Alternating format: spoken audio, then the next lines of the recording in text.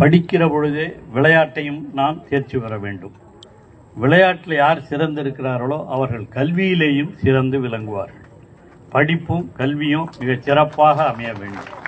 அது இந்த சின்ன வயசில் இளம் வயதிலேயே அந்த உணர்வு இருக்கிற பொழுதுதான் நாம் எதிர்காலத்திலே மிக சிறப்பாக எந்த துறையில் சென்றாலும் அந்த துறையிலே சிறப்பாக செயல்பட முடியும்.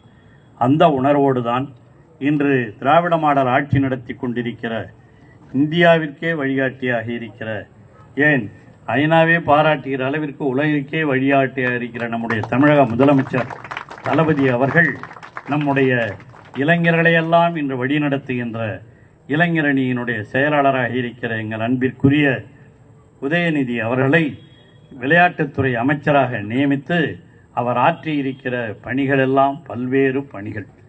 அவர் பொறுப்பேற்ற இந்த காலத்தில்தான் நமக்கு தமிழகத்தை பொறுத்த வரையில் பல்வேறு போட்டிகள் இங்கே நடைபெற்றிருக்கின்றன.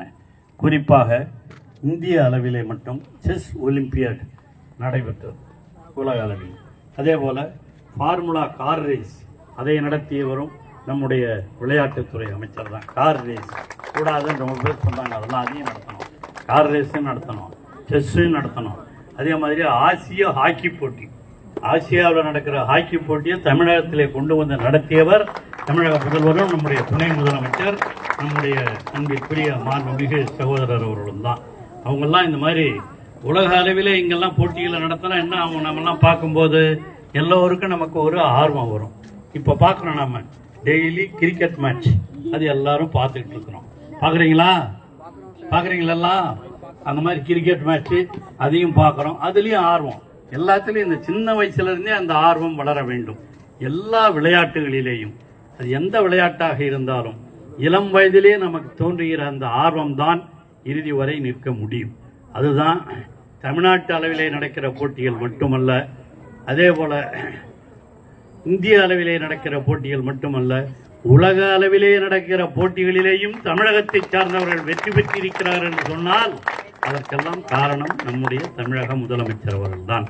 இந்த விளையாட்டு வீரர்களுக்காக வேலை வாய்ப்புகளிலேயும் அவர்களுக்கு முன்னுரிமை கொடுப்பதற்கும் வழிவகுத்திருப்பவர் நம்முடைய தமிழக முதலமைச்சர் அவர்கள்.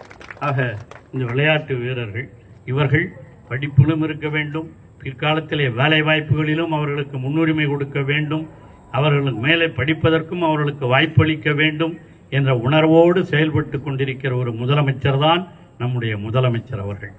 அது அதை செயல்படுத்தி கொண்டிருக்கிற ஒருவர் தான் நம்முடைய துணை முதலமைச்சர் உதயநிதி அவர்கள். அவர்தான் இன்றைக்கு கூட 18 இடங்களிலே சிறு மைதானம் இன்று அடிக்கல் நாட்டியிருக்கிறார். பல புதிய கட்டப்பட்ட மைதானங்களை திறந்து வைத்திருக்கிறார். இவைகளையெல்லாம் கூட அவர் அங்கிருந்து திறந்து வைத்திருக்கிறார். நீச்சல் குளங்களை எல்லாம் நீச்சல் வீரர்களுக்காக. ஸ்விம்மிங் சாதாரணமான விஷயம் கிடையாது.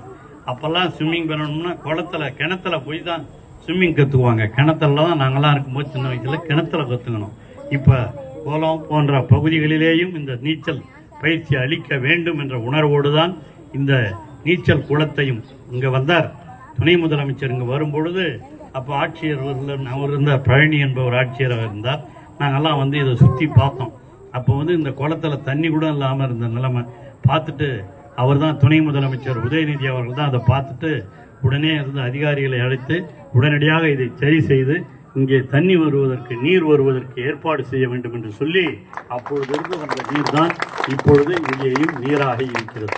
அந்த அளவிற்கு ஒவ்வொன்றையும் அடிப்படையாக கவனித்து அதை செயல்படுத்தி கொண்டிருக்கிற ஒரு துணை முதலமைச்சர் தான் நம்முடைய துணை முதலமைச்சர் மாண்புமிகு உதயநிதி அவர்கள். அவர்தான் இன்றும் இந்த நிகழ்ச்சியை இப்பொழுது இந்த நேரத்திலே சென்னையிலே நடத்தி கொண்டிருக்கிறார், அடிக்கல் நாட்டுகிறார். அங்கே இந்த பரிசு பெற்ற மாணவர்களுக்கு, மாணவிகளுக்கு, இளைஞர்களுக்கெல்லாம் அவர் பரிசுகளை வழங்கி கொண்டிருக்கிறார். இங்கேயும் நாம் இதை திறந்து வைத்து உங்களுக்கெல்லாம் இந்த பரிசுகளை வழங்கவிருக்கிறோம். ஆகவே வந்திருக்கிற சகோதர சகோதரிகளே, படிப்பும் வேண்டும், விளையாட்டும் வேண்டும். ரெண்டிலேயும் சிறந்து விளங்குகிற பொழுதுதான் நாம் பொது அறிவையும் வளர்த்து கொண்டு வளர்ச்சி அடைய முடியும். அந்த உணர்வோடு நீங்கள் எல்லாம் வாழ்க வாழ்க, விளையாட்டிலே சிறந்து விளங்க. அதுவும் விழுப்புரத்திலிருந்து ரொம்ப பேர் நல்ல விளையாட்டு போட்டியெல்லாம் கலந்துக்கிட்டு இருக்காங்க. அவர்களுக்கெல்லாம் என்னுடைய வாழ்த்துதலை சொல்லி நீங்களும் வருங்காலத்திலே கல்வியிலேயும் அதேபோல விளையாட்டிலேயும் சிறந்து விளங்க வேண்டும் என்று வாழ்த்தி நிறைவு செய்கிறேன். நன்றி, வணக்கம்.